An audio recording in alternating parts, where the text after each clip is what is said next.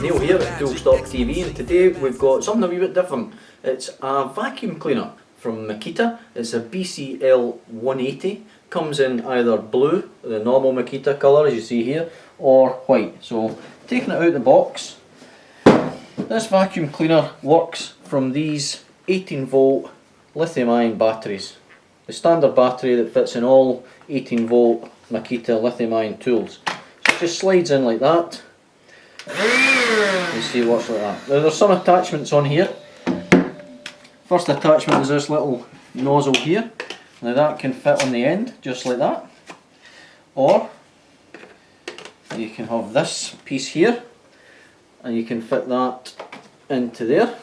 So you get quite a long vacuum cleaner there, which is going to reach sort of high places and places that are quite hard to reach. Or you can use it with this attachment here, which is just like your normal sort of everyday vacuum cleaner you would use in the house. So this vacuum cleaner is really aimed at the tradesperson. You've made a bit of a mess on site and you want to clean up after yourself. You just pop in your 18 volt battery that you'll get with all your tools and clean up. So I'm going to show this machine working for you.